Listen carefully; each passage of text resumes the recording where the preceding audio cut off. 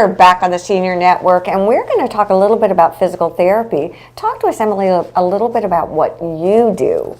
Well, we rehabilitate all kinds of injuries and try to get people back to doing what they want to do for fun and enjoying life again, getting out of pain and getting back to everything. For example, who are some of the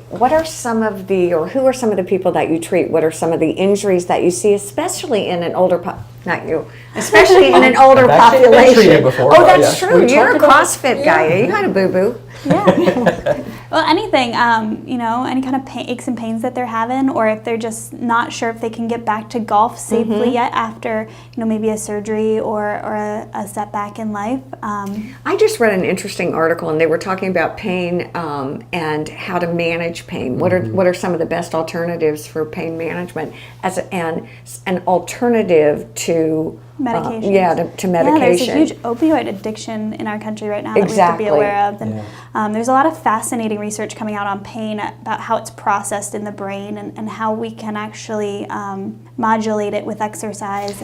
Well, that was the point of this article, was really fascinating about the positive effects of physical therapy and how it can really impact whether it's piriformis, whether it's knees, whether it's whatever it is. Yeah. How do you assess a patient? Is that something that you typically ask about, their pain Oh, yeah, level? absolutely.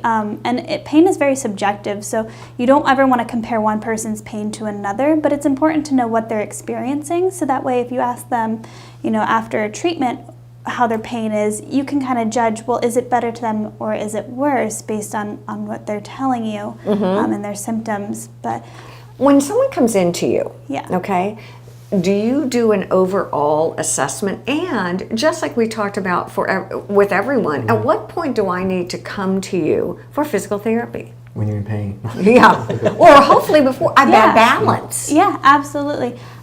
So you always want to do a full body assessment. You never know, everything's so connected. We have 43 miles of nerves running throughout the body, so you want to pay attention to every single one of them, and maybe you're getting symptoms in your knee, for example, but maybe it's coming from your back, so you want to look at the entire person. And you want to, anytime you are thinking about getting involved in maybe a new activity like CrossFit or maybe picking up golf, it might be a good idea to see your physical therapist just to see, am I ready for this? Do I have the range of motion required? I just was going to ask you, so what would Jim and Greg and I look for? What you say you do an assessment, what would that look like? What could we expect? I would probably put you through a series of movements and look at your motor patterns. She keeps looking at you, Jim. Did you notice that? I think Jim's going to come. She's going to sign him up. She just gave me her card. Passing it under the table here. But what would you really do? I'd probably put them through a movement screen. Look at how they're moving. Are they moving in correct patterns? How are their hips moving, the knees moving, the shoulders moving,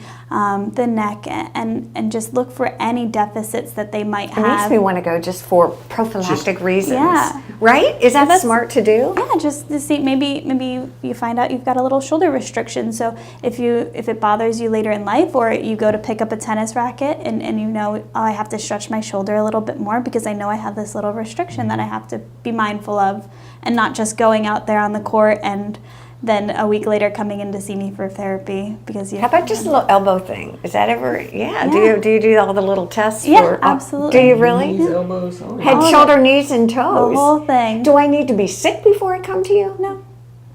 Not necessarily. I mean, absolutely. If you have pain, come to your therapist. But even before, like you were saying, just to make sure you can return to activity or even get to activity safely. You're a golfer, aren't you? Are you a golfer? Yeah. So are there specific injuries that are pretty typical with golf that would happen? Oh, look at he's like, well, I'm just saying the back. The back is the worst. That's the worst golfer.